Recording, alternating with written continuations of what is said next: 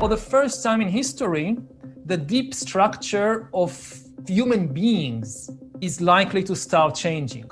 We are the same animals we were in the Middle Ages. We are still the same animals we were in biblical times or even in the Stone Age. This is why we can so easily connect to people or to works of art. But when I look 100 years, say, to the future or 200 years to the future, I think for the first time, it's very likely that not just our technology and economics and politics will change, humanity itself will change. The bodies, the brains, the mind structure, mental structures. It's a reasonable bet that in a century or two, our planet will be dominated by entities which are much more different from you and me than we are different from Neanderthals or even chimpanzees. They might be, for example, inorganic entities. After 4 billion years of organic evolution, maybe within a very short time, we will see non-organic entities taking over. And this is completely new. It's nothing like the rise of Christianity or the Industrial Revolution or the Second World War. For most of history, humans thought about life as a drama of decision-making. You look at religion, it's all about, choosing between good and evil. Almost every great or not so great piece of art, from Shakespeare to the latest Netflix series, it usually revolves around the hero or the heroine needing to make some important decision, to be or not to be, to marry X or to get married to Y. And in a very short time, these decisions might be made not by organic stuff, by flesh, they might be shifting to the responsibility, to the power of inorganic stuff, of algorithms and AI that know us much better than we know ourselves and can make decisions in a wide range of areas. In the present, people make decisions that are both biased and noisy.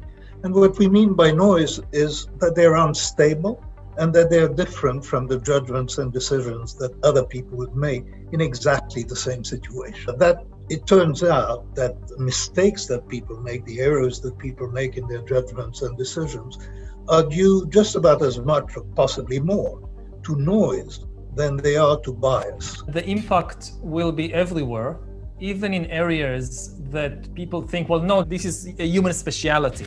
AI will be able to drive cars better, but things that has to do with emotional intelligence or creativity, no, this will forever remain the human speciality. Emotional intelligence, in essence, is no different from other kinds of intelligence. It's also based on pattern recognition.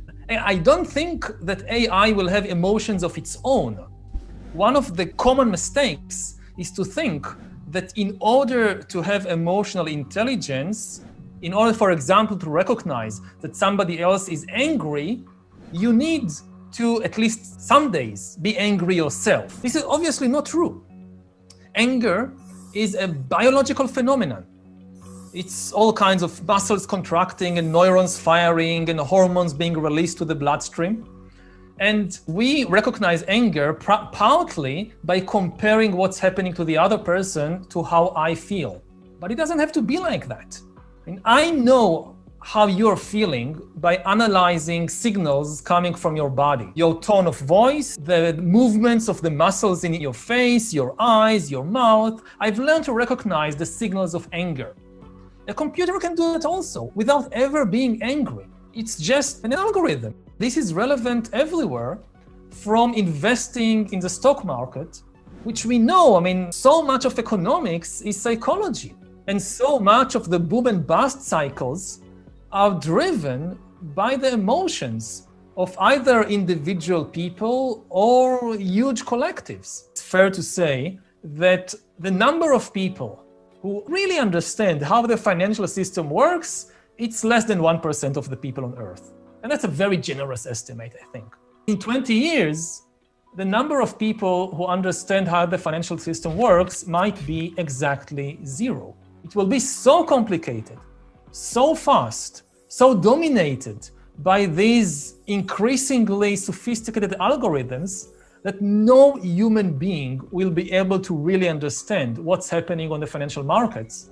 With AI taking over many of the unskilled and possibly some of the skilled activities, then there will be people for whom seems to be society. It won't have much use for these people.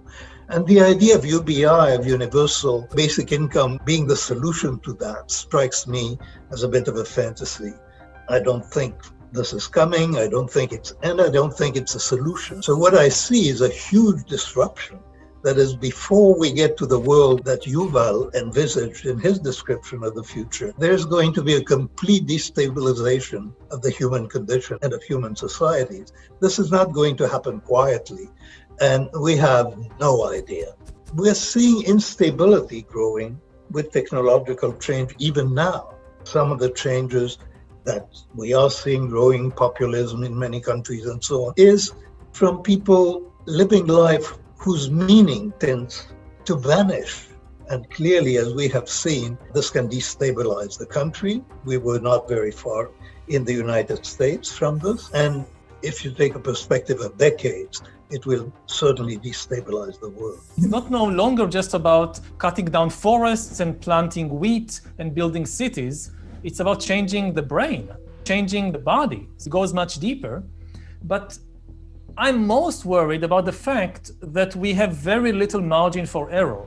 When I look at previous big changes in history, let's take the last big one, the Industrial Revolution. There was a huge change in everything, in what people do for a living, in where people live. And you can say, we made some mistakes, but in the end, all things considered, the world became better. If you look at the world in the year 2000, or even 2021, and compare it to the world in 1750, at the very outset of the Industrial Revolution, on most of the parameters, human parameters that we can measure, animals, ecology, it's a different story. That's terrible. But if you just look at the humans, almost all the indicators are positive.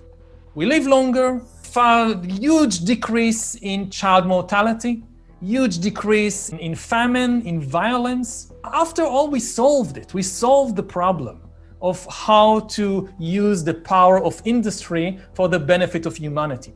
We don't have a margin for error in the 21st century. This time, we need to get it right in the first go. When the rate of change is very rapid, then that requires adjustments. The rate of change is clearly higher than people's ability to cope with it. We are in a situation of great peril because of these huge developments and because of the speed at which they are happening, which seems to be incompatible with our limited ability to react to events. The speed of change and the speed of news seems to be accelerating. The shifts of interests and probably the number of times that people consult their phone during a day makes our minds vulnerable to shifts.